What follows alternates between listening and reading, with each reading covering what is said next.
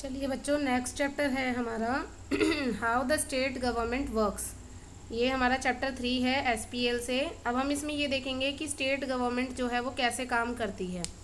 तो बच्चों, आपको जैसा कि इससे पहले वाले चैप्टर में भी मैंने बताया था कि we have 3 levels of government in India. First is central government, जो कि पूरे ऑल इंडिया लेवल के लिए काम करती है। स्टेट गवर्नमेंट, जो कि पर्टिकुलर स्टेट के लिए काम करती है। और लोकल गवर्नमेंट, जो स्टेट के अंदर अगर गांव है तो ग्राम पंचायत काम करेगी, और अगर डिस्ट्रिक्ट के अंदर शहर है तो उसमें म्यूनसिपैलिटी या म्यूनसिपल कॉरपोरेशन काम करेगी। तो हमें यहाँ पर स्टेट गवर्नमेंट के बारे में देखना है कि वो किस तरीके से काम करती है। ठीक है। अब उसमें यहाँ पर एक पाटलपुरम गांव की स्टोरी, हेडक्वार्टर जो है डिस्ट्रिक्ट है, उसकी बात हो रही है यहाँ पर। अब ये स्टोरी है, यहाँ पे दोनों लड़कियाँ हैं और ये रास्ते में जा रही हैं। इन्होंने देखा एक रैली निकल रही है और ये आपस में डिस्कस कर रहे हैं। अब देखते हैं who is an MLA. MLA कौन होता है बच्चों? एमएलए जो होता है वो लेजिस्लेटिव असेंबली का मेंबर होता है, इसीलिए इसकी फुल फॉर्म होती है मेंबर ऑफ लेजिस्लेटिव असेंबली। ठीक है। और ये जो है ये लोगों के द्वारा इलेक्ट किया जाता है और ये मेंबर बनता है लेजिस्लेटिव असेंबली का। उसके बाद में एमएलए जो होती है उसका वो रिप्रेजेंट करता है अपने एरिया की जो लेजिस्लेटिव असेंबली, जिस एरिया से वो चुनकर गया है लेजिस्लेटिव असेंबली यानी विधानसभा में, उस एरिया को वो रिप्रेजेंट करता है। उसके बाद में कॉन्स्टिट्यूंसी क्या होती है? जैसे कि सपोज आपके स्टेट में 40 डिस्ट्रिक्ट हैं या मान लीजिए 30 डिस्ट्रिक्ट हैं, तो हर डिस्ट्रिक्ट के अंदर जैसे सीट को हमने मान लो 30 सीटें हैं, 30 सीटों पर चुनाव होंगे, यानी कि 30 एमएलए चुनकर आएंगे। तो वो 30 एमएलए जिस एरिया से चुने जाएंगे, जिस एरिया से उनको टिकट मिली चुनाव लड़ने की, वो कॉन्स्टिट्यूंसी कहलाती है। जैसे कि यहाँ पर हिमाचल प्रदेश का एग्जाम्पल दिया है। हिमाचल प्रदेश में 68 असेंबली कॉन्स्टिट्यूंसीज हैं, यानी कि वहाँ पर जो लेजिस्लेटिव असेंबली है, जो हिमाचल प्रदेश की लोकसभा है, सॉरी विधानसभा है, उसमें 68 एमएलए जो हैं वो चुनकर जाते हैं। ठीक है।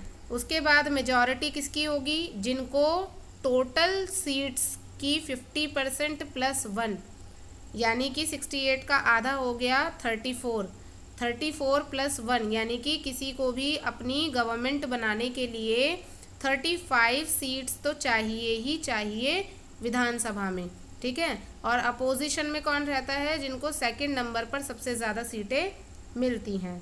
तो यहाँ पर अब देखिए, जो मान लीजिए सपोज दैट कि बीजेपी को हिमाचल प्रदेश में 38 सीट्स मिल जाती हैं, तो उसकी मेजॉरिटी की गवर्नमेंट हो गई। अब बीजेपी के ही पार्टी से जो है एक जो है पार्टी वाले जो है जो एमएलए चुनकर आए हैं विधानसभा में हिमाचल प्रदेश में, वो लोग अपने लिए एक सीएम चीफ मिनिस्टर को चुनेंगे। और अपॉइंट कौन करेगा उसे? गवर्नर। जो स्टेट का गवर्नर होगा वो चीफ मिनिस्टर को अपॉइंट करता है, और फिर चीफ मिनिस्टर की एडवाइस पर गवर्नर जो है बाकी के मिनिस्टर्स को भी अपॉइंट करता है। बच्चों, ये इम्पॉर्टेंट है, आपको पता होना चाहिए कि चीफ मिनिस्टर का अपॉइंटमेंट कौन करता है स्टेट में? गवर्नर। ठीक है। उसके बाद में अब यहाँ पर वही चीज़ें बताई हुई जो मैं बता चुकी हूँ आपको। फिर उसके बाद में यहाँ डिबेट दी गई है एक लेजिस्लेटिव असेंबली की। ये इतना आपके लिए, इसमें आपने स्टोरी पूरी पढ़ी थी कि एमएलए 1 जो है बना है वो अपनी बात रख रहा है, एमएलए 2 मतलब कि जो गवर्नमेंट जो एमएलए तो सारे ही होंगे जो लोग अपने अपनी कॉन्स्टिट्यूंसी से जीत के गए हैं, लेकिन उस स्टेट में गवर्नमेंट सिर्फ वही बनाएंगे जिनके पास में जिनके विधायक या जो एमएलएज हैं वो सबसे ज़्यादा होंगे स्टेट के जो लेजिस्लेटिव असेंबली है उसमें, यानी कि 50% प्लस 1 जिसके होंगे उन्हीं को ही सरकार बनाने का मौका मिलेगा। अब बच्चों, क्वेश्चन ये भी पूछा जा सकता है कि पूरे देश के लिए कानून जो है वो कौन बनाता है? तो आपको पता होना चाहिए, जब हमारे पूरे ऑल इंडिया लेवल के जो लॉज बनाए जाते हैं तो वो कौन बनाता है? सेंटर की जो लेजिस्लेचर है। मैंने आपको एक फ़्लो चार्ट भी बना के पूरा भेजा था, आप उसे अच्छे से पढ़ लेना कि सेंटर में कौन कौन आता है। पार्लियामेंट जो है वो उसको लेजिस्लेचर भी कहते हैं और सेंटर लेवल पे उसको पार्लियामेंट भी कहते हैं। वो हमारे लिए मेकिंग ऑफ लॉज का काम करती है। तो अगर आपसे क्वेश्चन पूछ लिया जाए कि पावर किसको दी गई है लॉज बनाने की, मेकिंग ऑफ लॉज की पावर किसको दी गई है सेंटर लेवल पर यानी ऑल इंडिया लेवल पर, तो आपको पता होना चाहिए पार्लियामेंट। ठीक है, उसके बाद है फिर working of government. Press conference क्या होती है, जब असेंबली में डिस्कशन होती है और या फिर हेल्थ मिनिस्टर जो है जब वो बड़े लेवल पर सभी लोगों को कोई बात बताना चाहते हैं मीडिया के सामने, तो उसी को प्रेस कॉन्फ्रेंस कहा जाता है। ठीक है, जब आप कोई बात अपनी सभी के सामने रखना चाहते हैं या कोई पॉलिसी जो है आप इम्प्लीमेंट करने के लिए लोगों के सामने बोलना चाहते हैं, जैसे कि आप देखते हैं कि कई बार मोदी जी भी प्रेस कॉन्फ्रेंस में बोलते हैं, तो प्रेस कॉन्फ्रेंस है अपनी बात को सभी के सामने पहुंचाने का एक ज़रिया, यानी कि ये कॉन्फ्रेंस क्रिएट करना और मीडिया उसमें उसको पूरा टेलीकास्ट करती है और उसको फिर दिखाती है ताकि वो चीज़ें लोगों तक पहुंच सके, उसी को हम प्रेस कॉन्फ्रेंस कहते हैं। ठीक है, तो प्रेस कॉन्फ्रेंस आपको पता होना चाहिए और आपको ये पता होना चाहिए कि हेल्थ के अगर कोई इश्यूज़ होंगे, हेल्थ के लिए कोई लॉज बनाने हैं तो वो कौन बनाएगा, हेल्थ मिनिस्ट्री बनाएगी। अगर कोई ट्रांसपोर्ट से रिलेटेड प्रॉब्लम है तो कौन देखेगा, ट्रांसपोर्ट मिनिस्ट्री देखेगी। तो ये आपको पता होना चाहिए। उसके बाद में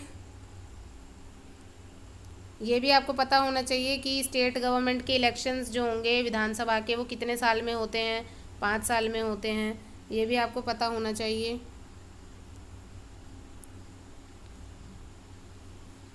बस ये इतना ही है इस चैप्टर में। तो आप लोग जो है इसमें से एमएलए कौन होता है और स्टेट गवर्नमेंट जो है वो क्या काम करती है और इसके अलावा जो है प्रेस कॉन्फ्रेंस क्या होता है, और इसके अलावा आपको ये भी पता होना चाहिए कि स्टेट गवर्नमेंट जो है इसके लिए कॉन्स्टिट्यूंसीज़ क्या होती हैं ये भी आपको पता होना चाहिए। अगर हेल्थ के इश्यूज़ है तो कौन देखेगा, ट्रांसपोर्ट का इशू है तो कौन देखेगा, एग्रीकल्चर का इशू है तो कौन देखेगा। और आप लोग फ्लो चार्ट जो मैंने आपको भेजा था काफ़ी पहले, जो सेंटर स्टेट का जो सेपरेशन ऑफ पावर का, वो आप ज़रूर देख लेना। तो ये बच्चों इसके बाद जो अगला चैप्टर है growing up as boys and girls, वो तो बहुत ईजी चैप्टर है, तो उसको आप लोग खुद से पढ़िएगा, उसमें ऐसा कुछ समझाने का नहीं है। Thank you so much. अब अगला चैप्टर हम ज्योग्राफी का एक चैप्टर 4 जो है ये भी देख लेते हैं बच्चों, एयर। इसमें आपको पता होना चाहिए एयर यानी कि हमारे एटमॉस्फेयर में कुछ गैसेस हैं और उसी से रिलेटेड ये हम इस चैप्टर में थोड़ा सा देखेंगे कि हमारा एटमॉस्फेयर जो है इसमें गैसेस जो हैं वो कैसे प्रेजेंस में हैं, कौन कौन सी गैसेस हैं, कितनी क्वांटिटी में हैं और किस तरीके से वो काम कर रही हैं। ग्रीन हाउस आपको पता होना चाहिए, ये मैंने आपको बताया था। अब इसमें कंपोजिशन ऑफ एटमॉस्फेयर दिखाया हुआ है। सबसे ज़्यादा जो एटमॉस्फेयर में गैस है वो पाई जाती है नाइट्रोजन 78%, उसके बाद है ऑक्सीजन जो कि है 21%, उसके बाद है आपका ऑर्गन गैस जो है वो, फिर कार्बन डाइऑक्साइड, फिर ऑल अदर्स हैं। ये सारी आपको बताई हुई है। नाइट्रोजन जो है ये सबसे ज़्यादा जो पाई जाने वाली गैस है जो हमारे एटमॉस्फेयर में पाई जाती है।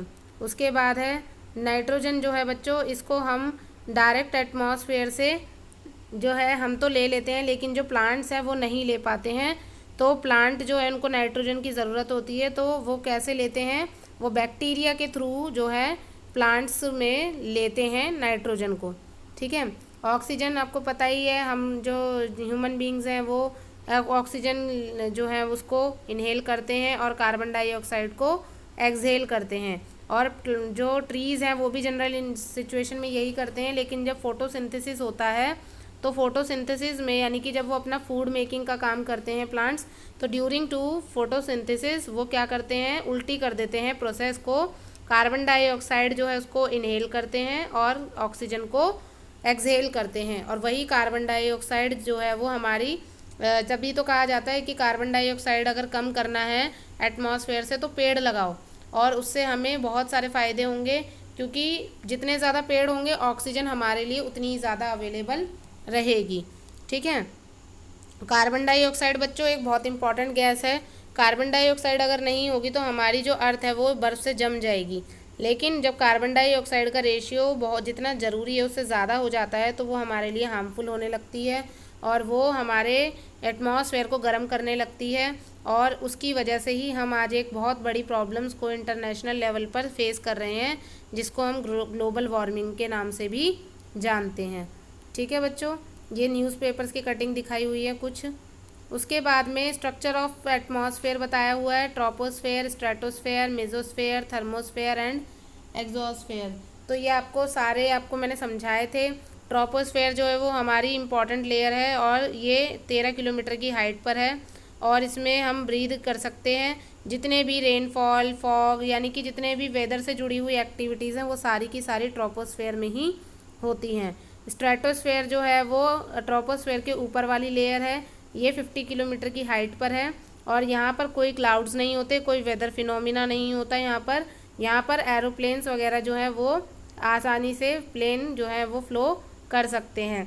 ठीक है, ओजोन की जो लेयर है वो भी इसी में ही पाई जाती है बच्चों, मेसोस्फेयर में ही, जो कि हमें सन की डायरेक्ट रेज से बचाती है।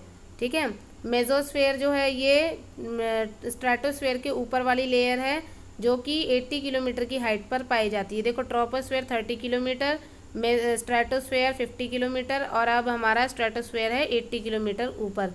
मिटियोराइट्स burn up this layer and entering from the space, और जो मिटियोराइट्स होते हैं वो भी यहीं पर ही जल जाते हैं, यहाँ पर ही गिरते हैं।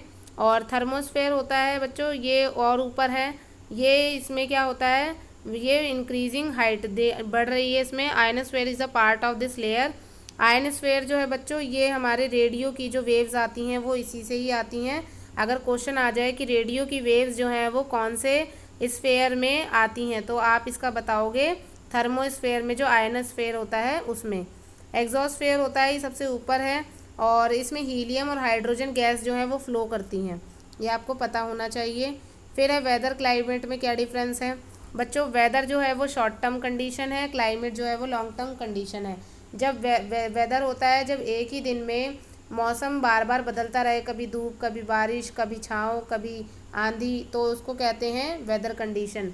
और जब वेदर एक ही जैसा, मान लो लंबे टाइम पीरियड तक एक जगह पर सर्दियाँ पड़ रही हैं, कभी सर्दी कम हो जाती है थोड़ी, कभी ज़्यादा, और ऐसा सिचुएशन वेदर की जो विंटर वाली बनी हुई है अगर 15-20 साल तक, तो उसको लॉन्ग टर्म सिचुएशन में क्या कहेंगे, क्लाइमेट। ठीक है, तो ये आपको पता होना चाहिए। फिर आपको ये पता होना चाहिए टेम्परेचर को अगर मेजर करना है तो आप थर्मोमीटर से करोगे। अगर आपको एटमॉस्फेयर का प्रेशर, देखो बच्चों, एटमॉस्फेयर का अगर टेम्परेचर करना है आपको, तब तो आप थर्मामीटर से करोगे। लेकिन अगर आपको एटमॉस्फेयर का प्रेशर अगर चेक करना है तो बैरोमीटर से करोगे। और अगर बारिश कितनी हुई ये चेक करना है तो रेन गॉज से करोगे। और अगर हवा किस तरफ चल रही है ये देखना है तो विंड वैन से देखोगे। तो ये वेदर इंस्ट्रूमेंट्स आप लोगों को चारों पता होने चाहिए कि बैरोमीटर किस लिए यूज़ होता है, थर्मोमीटर किस लिए यूज़ होता है, विंड वेन किस लिए यूज़ होता है। इंसोलेशन होता है जब हमारी अर्थ पर जब सन की रेज़ आती हैं और उसमें से उसका डिस्ट्रीब्यूशन हो जाता है और बाकी वापस चली जाती है, उसको इंसोलेशन कहा जाता है। फिर है एयर प्रेशर। एयर प्रेशर आपको पता ही है कि जब मैंने आपको बताया था हाई प्रेशर और लो प्रेशर, दो तरह का प्रेशर होता है। और हमेशा जो विंड्स हैं वो हमेशा कहाँ से कहाँ की तरफ चलती हैं, वो हमेशा हाई टू लो प्रेशर की तरफ चलेंगी, लो प्रेशर वाली जगह को भरने के लिए। और बच्चों, लो प्रेशर कहाँ बनता है, जहाँ पर हवाएं गर्म होती हैं, यानी कि जो विंड्स हीट वाली जो वेव्स होंगी या हीट विंड्स होंगी वो नेचर में गर्म होंगी, और गर्म होंगी तो हल्की होंगी, और हल्की होंगी तो वो कैसा प्रेशर क्रिएट करेंगी, लो प्रेशर। और जो ठंडी हवाएं होती हैं बच्चों, वो भारी होती हैं, हैवी होती हैं, और वो कैसा जो है हाई प्रेशर बनाएंगी। और हाई प्रेशर होने की वजह से जो हवाएं हैं वो कैसी रहेंगी, हैवी। और वो ठंडी हवाएं हमेशा हाई से लो प्रेशर की तरफ चलती हैं। ठीक है, उसके बाद है विंड। अब विंड क्या होती है, the movement of air from high pressure area to low pressure, यानी कि जब हवाओं का मूवमेंट हाई प्रेशर से लो प्रेशर की तरफ होता है उसे विंड कहते हैं। ठीक है, तो ये आपको पता होना चाहिए। फिर ये हमारी 3 टाइप्स हैं जो इनके विंड्स के परमानेंट विंड्स होती हैं, जो ट्रेड विंड्स हैं, वेस्टरलाइज ईस्टरलाइज विंड है जो, ये हमारी परमानेंट विंड्स है जो हमेशा एक ही जगह से ही कॉन्स्टेंटली चलती हैं। सीजनल विंड्स होती हैं जो सीज़न के हिसाब से चलती हैं, जैसे कि मानसून आता है हमारे देश में, तो वो मानसून विंड्स जब चलती हैं उससे आता है, बारिश होती है हमारे यहाँ जून से सितंबर अक्टूबर तक। उसके बाद लोकल विंड्स आती हैं। लोकल विंड्स होती हैं जो लोकल एरिया के हिसाब से चलती हैं, जैसे कि लैंड एंड सी ब्रीज, तो ये आपको पता होना चाहिए। एक लू भी होती है। लू जो है ये नॉर्दर्न प्लेन्स वाला एरिया जो इंडिया का, वहाँ चलती हैं। साइक्लोन, ये पढ़ लेना आप लोग साइक्लोन के बारे में, कहाँ आया था, कब आया था, ये थोड़ा सा इसको देख लेना। फिर है मॉइस्चर। अब मॉइस्चर की वजह से ही बारिश होती है बच्चों। हवाएं जो होती हैं, गर्म हवाएं होती हैं, उनमें मॉइस्चर होता है। तो वो मॉइस्चर क्या होता है, जब वो ऊपर की तरफ जाता है तो वो ऊपर क्लाउड्स बनाता है, और वो क्लाउड्स जो हैं वो ही बाद में बारिश करते हैं। तो हमेशा याद रखना बच्चों, बारिश हमेशा जो है वो गर्म हवाओं की वजह से होती है, ठंडी हवाओं की वजह से नहीं। ठंडी हवाएं जहाँ भी चलेंगी वहाँ मौसम हमेशा साफ़ रहेगा, वहाँ बारिश के चांसेस नहीं होंगे। लेकिन जो हवाएं गर्म होंगी तो वो ऊपर की तरफ उठेंगी और मॉइस्चर लेकर जाएंगी और क्लाउड्स बनाएंगी, और क्लाउड्स जो हैं वो बाद में बारिश के रूप में वापस अर्थ पर आ जाएंगे। तो इस तरीके से 3 तरह की बारिश दिखाई जाती है। कोल्ड एयर, वार्म एयर दिख रहा है आपको, एक तरफ की ठंडी हवा, एक तरफ की गर्म हवा, ये साइक्लोनिक रेनफॉल है। ठीक है। एक होता है रिलीफ, यानी कि एक तरफ से पानी ऊपर की तरफ उठ रहा है हवा के साथ साथ, लेकिन ऊंचे पहाड़ों की वजह से हवाएं जो हैं वो मॉइस्चर की वजह से भारी हो गई हैं, तो वो क्या करती हैं, जहाँ की तरफ से उठ रही थी वहीं बारिश कर देती हैं, और हवाएं जो हैं उनका मॉइस्चर ख़त्म होने से पीछे की तरफ उतनी बारिश नहीं हो पाती। उसके बाद कन्वेक्शनल रेनफॉल होती है, जो कि गर्म हवाओं के ऊपर उठने की वजह से होती हैं। तो ये आपके इस चैप्टर में था बच्चों, तो ये मैंने आपको समझा दिया। तो आपको एक एयर चैप्टर और एक उसमें जो प्रॉब्लम थी SPL में 3rd चैप्टर, ये दोनों क्लियर कर दिए मैंने। तो आप लोग अब तैयारी कीजिए अपनी, और कल पेपर दीजिए अच्छे से।